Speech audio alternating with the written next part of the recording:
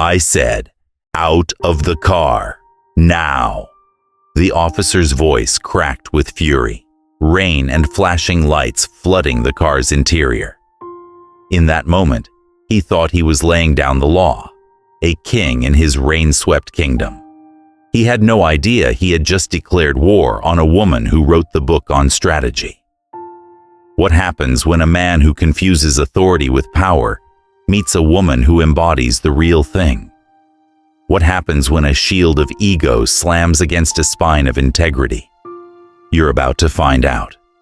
If you believe that true strength speaks quietly and that honor is earned, not given, then do us a favor and hit that like button. Let us know in the comments if you've ever witnessed a moment where quiet competence put arrogance in its place. To understand how it came to this, how a routine traffic stop on a stormy Virginia highway became a battle for the soul of justice, we have to go back to the beginning of that night. The night was a chaos of wind and rain, the kind of weather that makes the world feel small and hostile. Near Naval Station Norfolk, the largest naval complex on the planet, the roads were slick and treacherous under the angry strobing of lightning. For Officer Mike Russo, this was just another Tuesday night shift spent in the stale, recycled air of his patrol car. He nursed a lukewarm coffee, the bitter taste a perfect match for his mood. 15 years on the force had worn the optimism right out of him, leaving behind a hard residue of cynicism. He'd been a high school football hero, the golden-armed quarterback who could do no wrong, a big fish in the small pond of his hometown. But life after graduation hadn't delivered the endless glory he felt he was owed. Now, the badge was his kingdom, the flashing lights were his crown, and the driver of every car he pulled over was just another subject, a chance to remind the world and himself that he was still in charge. He wasn't looking for crime. He was hunting for non-compliance. He was looking for a target. That's when he saw it. A dark, late-model sedan, moving at a steady, unremarkable pace through the downpour. It wasn't speeding. It wasn't swerving. In fact, it was its perfect, disciplined predictability that pricked at Russo's boredom. It was a government vehicle, clean and anonymous, a ghost in the storm. Behind the wheel, Captain Eva Rostova of the United States Navy was focused on the road, her mind methodically processing the final details of a multi-agency intelligence briefing she had just led. She was a woman who lived in a world of precision, facts, and consequences. As a child, she had escaped a collapsing Soviet satellite state with her family, arriving in America with nothing but the clothes on her back and a fierce, unyielding determination to build a life on principle and merit. She didn't just join the Navy. She dedicated her entire adult life to the ideals of the nation that had given her a home. Now, a highly decorated Naval Intelligence officer, she commanded, not with a loud voice, but with a quiet competence that earned unwavering loyalty from those under her command. Her world was one of facts, analysis, and calculated action. It was a world entirely alien to Mike Russo. He didn't see any of that. He saw a shadow, a potential problem, a nail for his hammer. He flipped on his lights, the red and blue strobing violently against the rain-streaked darkness, tearing the night apart. Captain Rostova saw the lights explode in her rearview mirror. She didn't feel a jolt of panic or a surge of anger. She simply registered a new piece of data. Her training kicked in instantly. She checked her speed, exactly the speed limit. She assessed her driving, no deviation from her lane. The stop was, by all logical metrics, unwarranted, but logic was not the driving force here. She signaled, pulled her car smoothly onto the wet shoulder, and came to a complete stop. She turned on her interior light, rolled her window down just enough to communicate, and placed her hands on the steering wheel, in plain sight. The door of the patrol car slammed with unnecessary force. Russo approached, his large frame silhouetted against the flashing lights, his hand already resting on the butt of his sidearm. He bypassed the passenger side and came straight to her window, shining a high-lumen flashlight directly into her eyes, a deliberate act of disorientation. "License and registration," he barked. "No greeting, no explanation." "Of course, officer," Rostova replied, her voice perfectly even. "May I first ask the reason for the stop?"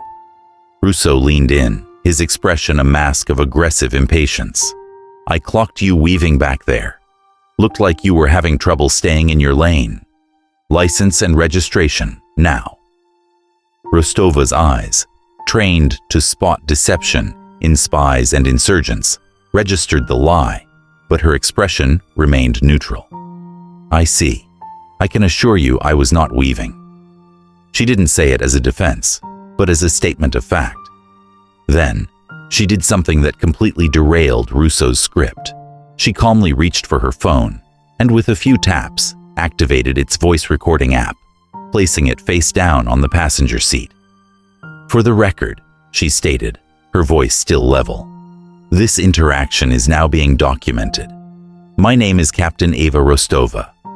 Could you please provide your name and badge number for my record, officer?" For the first time, a flicker of uncertainty crossed Russo's face. The mention of her rank, the calm documentation, it wasn't the flustered reaction he was used to, but his ego quickly smothered the doubt. He saw it as a challenge. "You want to play games? Fine. I'm Officer Russo, badge 1327. Now, I'm ordering you to step out of the vehicle." "On what grounds, Officer Russo?" Rostova asked, not moving. "You have my documents.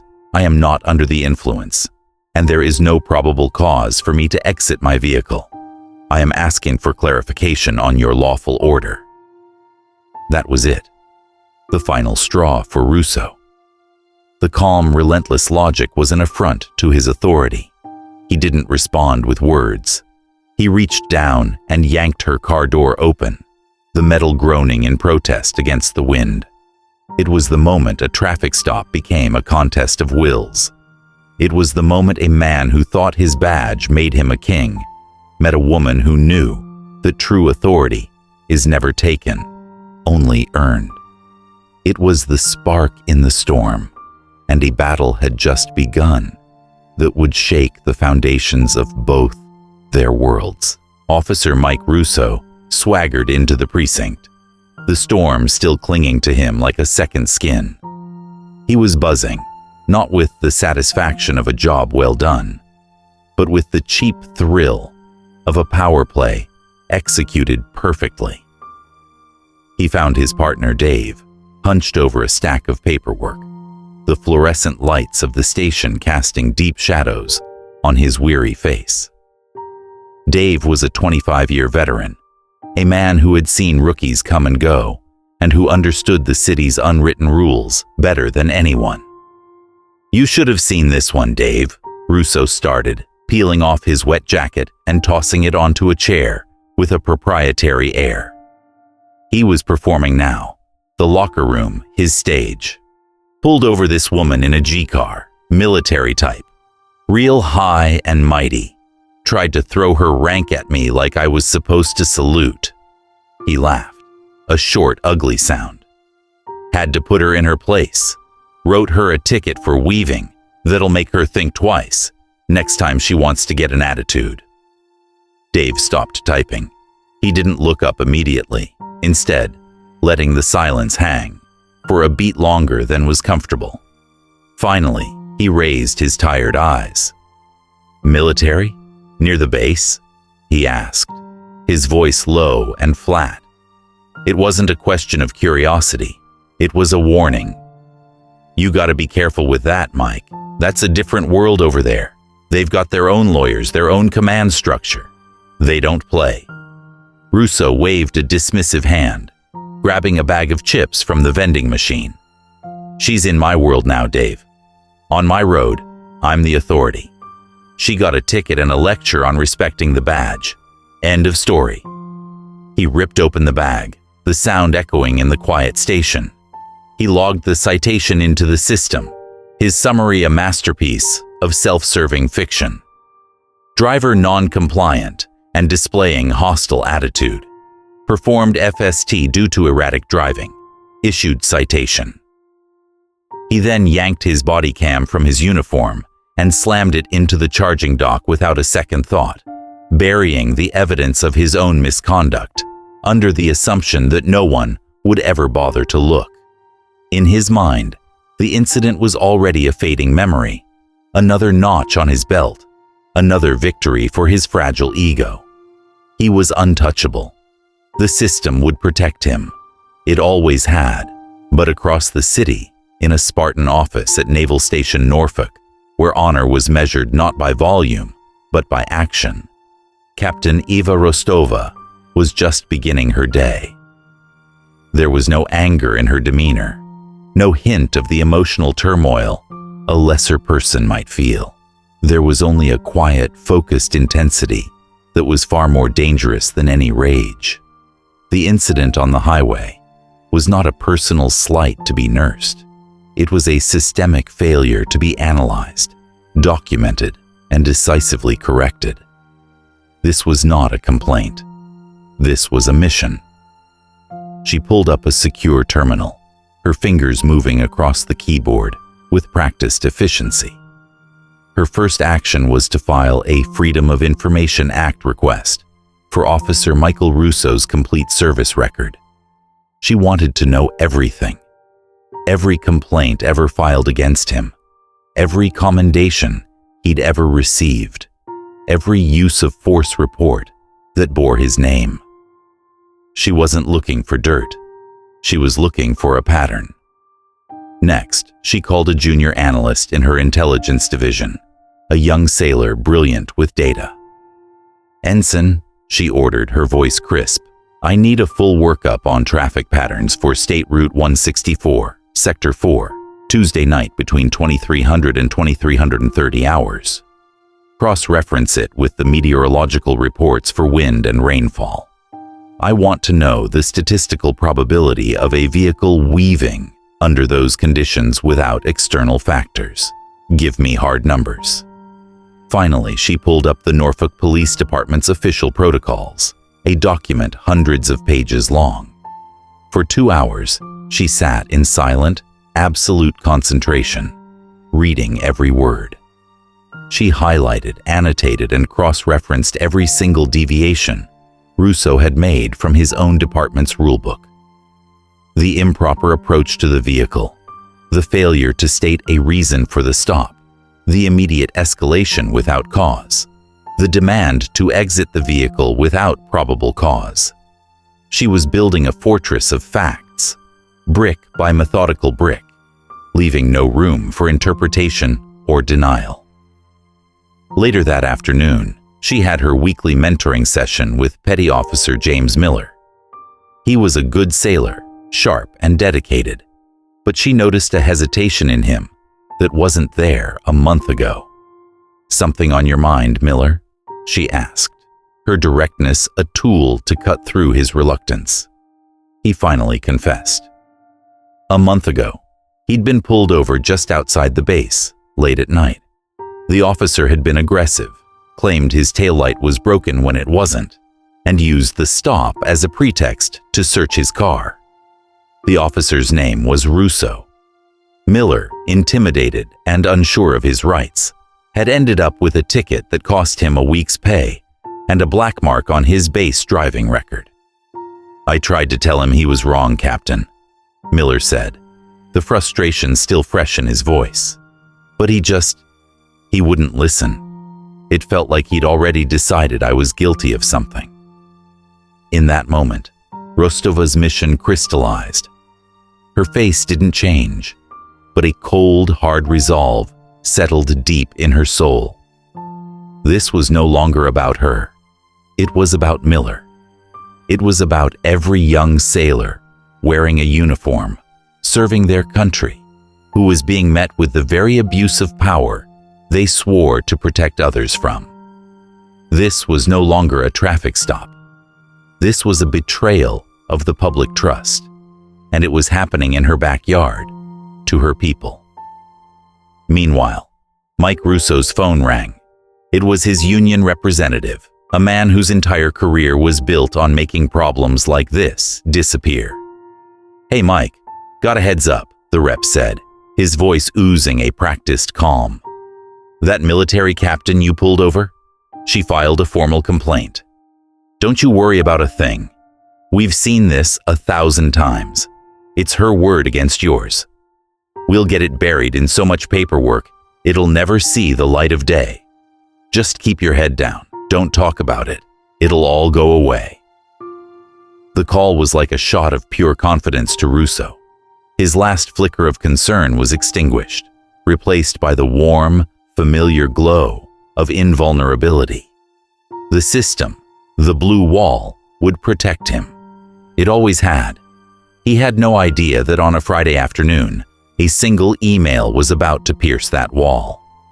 It landed in the inbox of the Norfolk City attorney, sent from a prestigious DC law firm. The subject line was chillingly professional. Formal inquiry regarding Officer M. Russo, badge 1327. The attachments were what caused the city attorney to stop breathing. It wasn't just a sworn statement. It was a 20-page preliminary intelligence brief. It contained data charts of traffic patterns, a statistical analysis of Russo's stop history, and a meticulous multi-point breakdown of his procedural violations, each one cited with the department's own regulations. It wasn't a complaint from an angry driver. It was an indictment from a military strategist. The city attorney picked up his phone, his hand trembling slightly as he dialed the chief of police. "Chief," he said, his voice tight with dread. "We have a serious problem.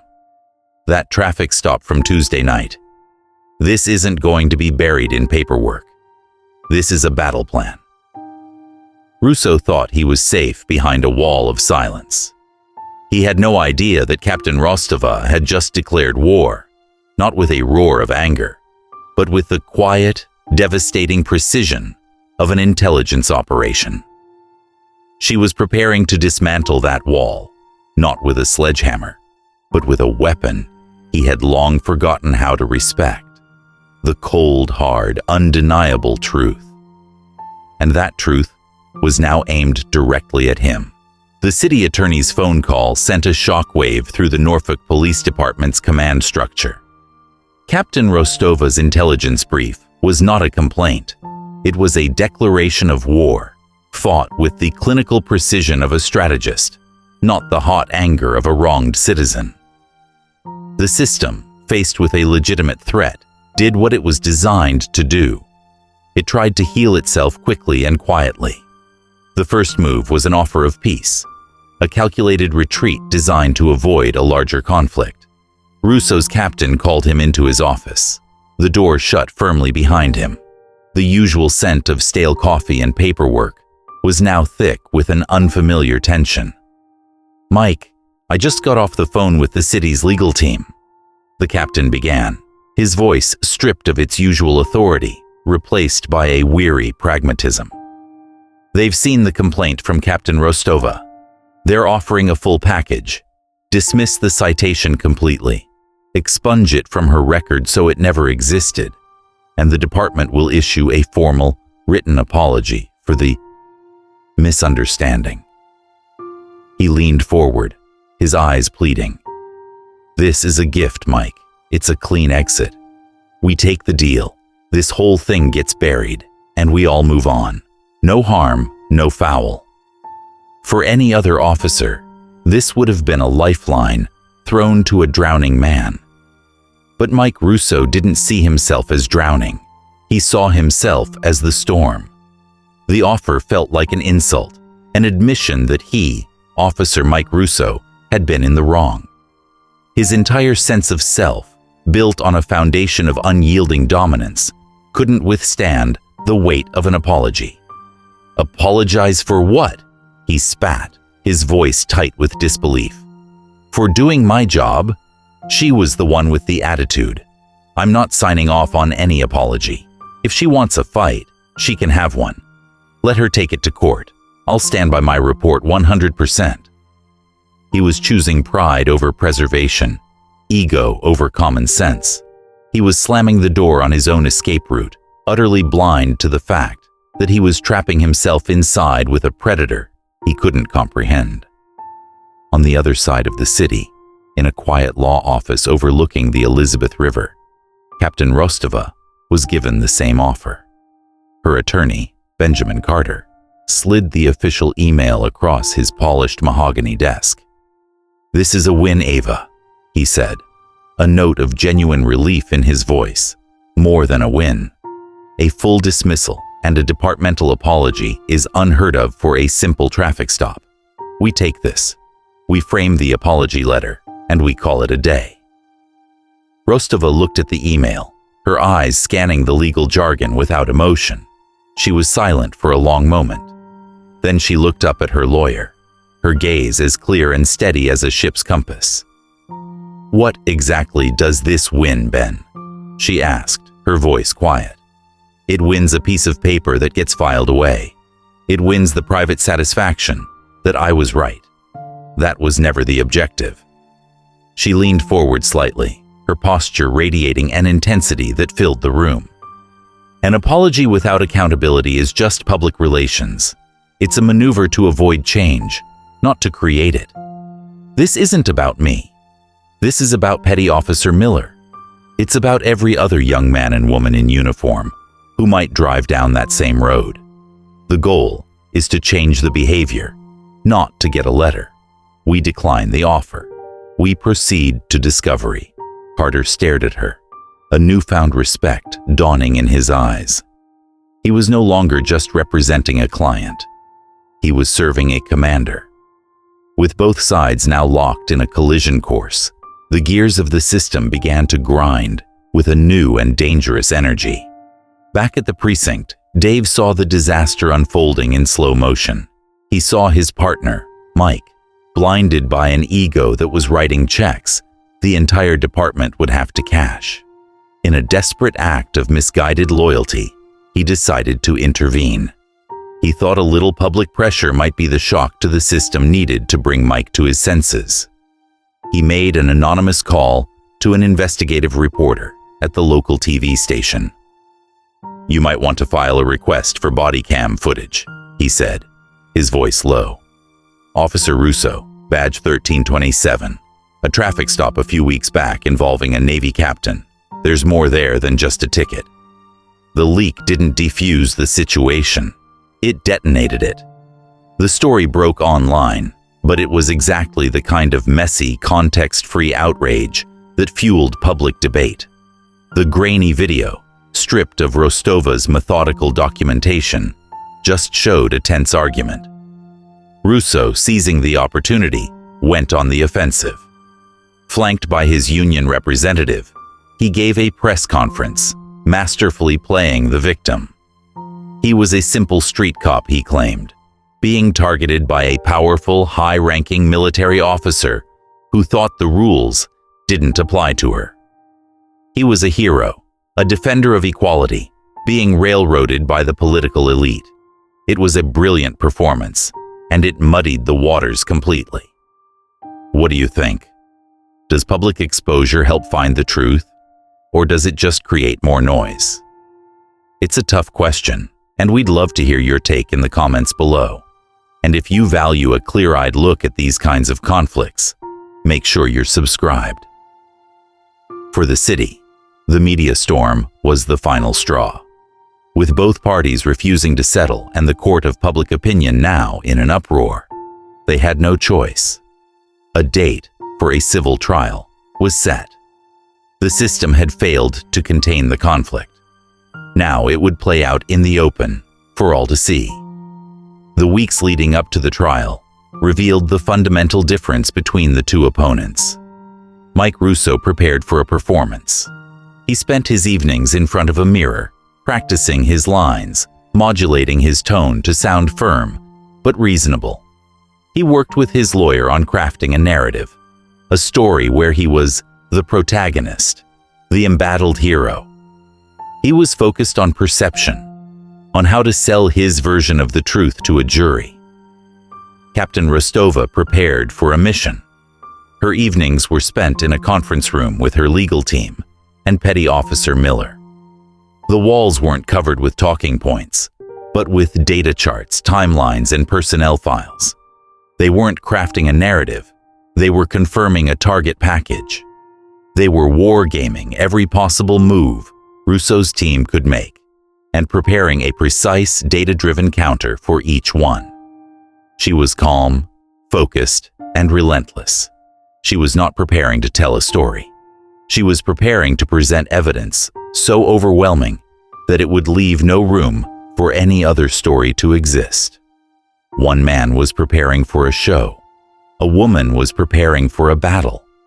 And as the doors to the courthouse prepared to swing open, the stage was set for a confrontation that was no longer just about the law. It was about honor, integrity, and the very definition of power. The real fight was about to begin.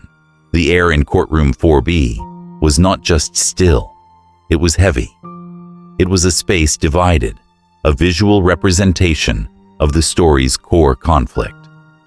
On one side of the gallery sat a block of off-duty Norfolk police officers, their postures defensive, their faces grim. They were a wall of blue, a silent testament to a culture of unquestioning solidarity. On the other side sat a contingent of sailors and naval officers, their uniforms ranging from the simple dress blues of junior enlisted to the decorated khakis of Rostova's peers. They sat ramrod straight, a silent, disciplined armada of support. This wasn't just a civil hearing. It was a territorial dispute between two worlds, and the battlefield was a 12 by 12-foot patch of worn linoleum in front of the judge's bench. Officer Mike Russo was already at the defense table, his oversized suit jacket bunching at the shoulders. He was trying to project an aura of a man wronged, a public servant under siege, but his constantly fidgeting hands betrayed a raw, nervous energy. Then, the main doors opened and a hush fell over the room. Captain Eva Rostova entered. She was in her full dress-white uniform, a stark, brilliant blade of white against the courtroom's dark wood and muted colors. The rows of ribbons on her chest were not for show. They were a quiet, unassailable biography of service. She didn't look at the gallery. She didn't look at Russo.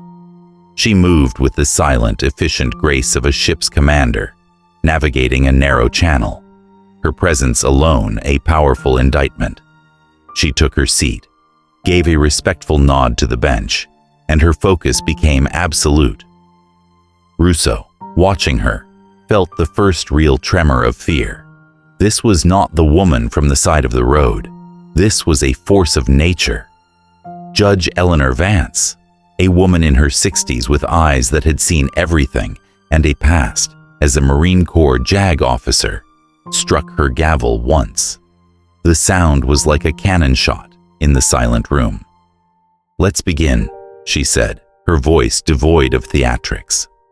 Russo's testimony was a masterclass in self-pity and deflection. Guided by his lawyer, he painted a picture of a dark, stormy night and a dangerous, erratic driver. "Her vehicle was weaving, Your Honor," he insisted, his voice practiced and earnest. "When I approached, her attitude was immediately hostile and evasive. She refused to comply with basic instructions. I'm a 15-year veteran. I know the signs of someone hiding something. My actions were based on my training and a genuine concern for public safety. She was the one who escalated the situation." His lawyer then attempted to frame Rostova as a powerful elite, an officer-class snob who believed her rank put her above the law and who was now trying to ruin the career of a simple, hard-working cop. It was a compelling performance. It was also a complete fabrication. Then, Benjamin Carter, Rostova's attorney, stood to cross-examine. He was a calm, silver-haired man who moved without a single wasted motion. He didn't approach the stand with aggression. He approached it like a demolitions expert, approaching a bomb, knowing exactly which wires to cut, and in which order. "Officer Russo," Carter began, his voice placid. "You've testified that the captain's vehicle was weaving, a serious accusation. We have sworn statements here from 3 other motorists who were on that same stretch of road at that same time. None of them observed any erratic driving. Furthermore, the meteorological data shows crosswinds of less than 5 miles per hour. Can you explain to the court how you were the only person to witness this dangerous driving?" Russo's confidence wavered. "I had a better vantage point. Maybe they missed it." Carter nodded as if accepting a reasonable point before turning to a large monitor. A data chart, clean and brutally simple, appeared. "Let's talk about that vantage point, officer.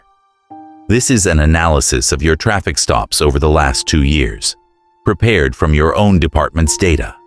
It shows that you issue failure to maintain lane citations at a rate over 300% higher than the department average, but only within a 2-mile radius of the naval station gates. It seems your vantage point is particularly effective when dealing with service members. Can you explain that statistical anomaly?" Russo's face reddened. "I patrol that area a lot. It's a busy zone." He was flailing, falling back on platitudes. Carter moved on, his questioning becoming more precise, more surgical.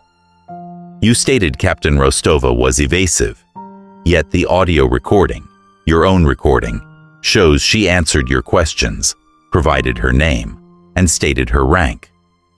She informed you she was documenting the stop. Which of these specific factual actions did you interpret as evasion?" "It was her attitude, her tone," Russo burst out, his composure finally cracking. He had walked right into the trap. Carter let the emotional outburst hang in the air for a moment, a stark contrast to his own calm demeanor. Then, he went in for the kill. He took a step closer, his voice dropping slightly, forcing the entire room to lean in. "Officer, let's be perfectly honest here, for the court. I have one final question for you. If, from the very first moment you saw that car, you had known that the driver was a decorated captain in the United States Navy with her years of service and her record, would you have handled that stop differently?" It was the kill shot. The room was utterly silent. Russo was trapped. A no would be a clear lie, contradicting his entire defense that her attitude was the problem. A yes would be a confession to the very bias he was being accused of. His mind raced, searching for an escape that didn't exist. He looked at his lawyer, who could offer no help. He looked at the judge, whose face was a mask of stone. He looked at Rostova, who simply stared back, her expression unchanging. She wasn't judging him. She was just waiting for the fact she already knew to be spoken aloud. He started, his voice a dry rasp. "I probably would have, yes." A collective intake of breath rippled through the gallery. It was over. He had just admitted, under oath, that his badge didn't represent the law. It represented his mood, his ego, his prejudices. He had just confessed that justice, in his hands, was not blind. But the gambit wasn't complete. Carter wasn't just there to prove a point. He was there to establish a pattern. "Your Honor," he said, turning from the broken man on the stand. "The plaintiff calls a final rebuttal witness, Petty Officer James Miller." Miller walked to the stand, his own dress uniform immaculate. He was nervous, but his voice was clear. He did not offer opinions. He did not speak of his feelings. He simply recounted the facts of his own traffic stop with Officer Russo a month prior. The same pretext of a minor vehicle issue. The same immediate, unwarranted aggression. The same feeling that he was being punished for a perceived lack of deference. He wasn't a captain. He was a 19-year-old sailor, and he had been treated the same way. The pattern was now undeniable. It was a checkmate, delivered with the cold, quiet force of corroborated truth. When Miller stepped down, the legal fight was finished. The jury filed out to deliberate, but it was a formality. Mike Russo sat at the defense table, his confident mask shattered, revealing the bewildered, defeated man beneath. He had walked into that courtroom armed with a story. He had been systematically dismantled by an opponent armed with evidence. He finally understood that he hadn't been in a legal argument. He had been in an intelligence briefing where he was the target, and he had been completely and utterly outmaneuvered. The battle was over. Now, all that was left was the judgment. The jury was out for less than an hour. It was an eternity for Mike Russo. For Captain Rostova, it was simply the time required for a necessary procedure. When they filed back in, their faces were unreadable, but the verdict was already a foregone conclusion, hanging in the air like the charged silence after a lightning strike. The foreman, a retired shipyard worker, handed the paper to the bailiff without making eye contact with anyone. Judge Vance read the verdict, her voice a clinical instrument, slicing through the tension. In the matter of Rostova versus the city of Norfolk and Officer Michael Russo, this court finds in favor of the plaintiff. A quiet exhale swept through one side of the gallery. A tightening of jaws swept through the other. Russo slumped in his chair as if his strings had been cut, the last of his rehearsed bravado evaporating into the stale courtroom air. But then, Benjamin Carter, Rostova's attorney, stood, and the true purpose of the battle was revealed. "Your Honor," Carter stated, his voice ringing with clarity, "my client, Captain Rostova, does not seek, nor has she ever sought, monetary damages in this case."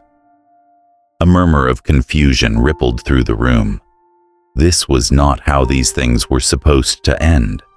This was not about a payday. This was about something else entirely. Carter continued, "This action was undertaken not for personal gain, but for public principle. Therefore, we request that the court mandate the following remedies.